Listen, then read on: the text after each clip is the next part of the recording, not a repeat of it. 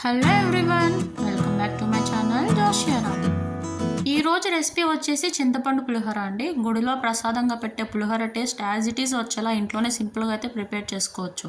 మరి ఈ రెసిపీ ఎలా ప్రిపేర్ చేసుకోవాలో మేకింగ్ ప్రాసెస్ని చూసేయండి. ముందుగా 80 గ్రామ్స్ వరకు చింతపండును తీసుకుని ఒకసారి వాష్ చేసి వాటర్ వేసి నానబెట్టుకోవాలి.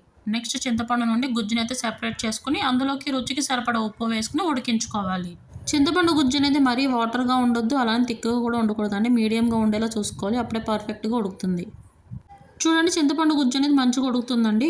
నెక్స్ట్ ఇందులోకి 60 గ్రాముల వరకు బెల్లం వేసుకుని ఒకసారి కలుపుకొని 5 నుండి 10 నిమిషాల వరకు ఉడికించుకోవాలి. నెక్స్ట్ 10 నుంచి 12 పచ్చిమిర్చిలు తీసుకొని వీడియోలో చూపిస్తున్న విధంగా ఘాట్లు అయితే పెట్టుకుని పులుసులోకి వేసుకుని ఒకసారి మిక్స్ చేసుకోవాలి. తర్వాత 10 నుండి 12 ఎండుమిర్చిని తీసుకుని వీడియోలో చూపిస్తున్న విధంగా చిన్నగా ఇలా గిల్లుకొని పులుసులోకి వేసుకోవాలి. ఇలా ఘాట్లు పెట్టి వేసుకోవడం వల్ల ఉడికేటప్పుడు పులుపు లోపలికి వెళ్ళి తినడానికి చాలా బాగుంటాయి. ఒకసారి మిక్స్ చేసుకుని అందులోకి 2 టేబుల్ స్పూన్స్ ఆయిల్ వేసుకోవాలి. చింతపండు పులిహోర ఎప్పుడు చేసినా గ్రౌండ్నట్ ఆయిల్ వేస్ట్ చేసుకుని టేస్ట్ చాలా బాగుంటుంది. మరొకసారి మొత్తం అంతా కలుపుకుని 5 నిమిషాల వరకు ఉడికించుకోవాలి.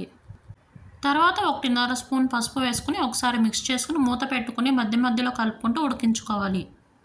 పులుసు దగ్గర పడేంత వరకు ఉడికించుకోవాలి. వన్స్ పులుసు ఉడికిపోయిందంటే మంచి అరోమా వస్తుందండి. దెన్ స్టవ్ ఆఫ్ చేసుకుని చల్లారనివ్వాలి. ఇప్పుడు పులిహోర తాలింపు కోసం ఆయిల్ 3 టేబుల్ స్పూన్స్, ఆవాలు 2 టేబుల్ స్పూన్స్, వేరుశెనగ గుళ్ళు అరకప్పు, పచ్చిశనగపప్పు అరకప్పు, సాయగుళ్ళు పావు కప్పు, కొంచెం కరివేపాకు వేసి దోరగా వేయించుకోవాలి. చూడండి, ఇలా వేగిన తర్వాత పావు స్పూన్ ఇంగువ వేసుకుని ఒకసారి మిక్స్ చేసుకుని స్టవ్ ఆఫ్ చేసుకోవాలి. దీనిని కాసేపు పక్కన పెట్టేసి చల్లారనివ్వాలి. ఇక్కడైతే నేను 2 గ్లాసెస్ ఆఫ్ రైస్ని అయితే ముందే కుక్ చేసుకుని రెడీగా పెట్టుకున్నాను అండి. ఈ రైస్ని తాలింపులో వేసుకుని 1 టేబుల్ స్పూన్ ఆయిల్ వేసుకోవాలి. చూడండి, తాలింపులో రైస్ అనేది బాగా మిక్స్ చేసుకున్నాం కదండి. ఇప్పుడు ఇందులోకి చింతపండు పులుసును వేసుకుని బాగా మిక్స్ చేసుకోవాలి.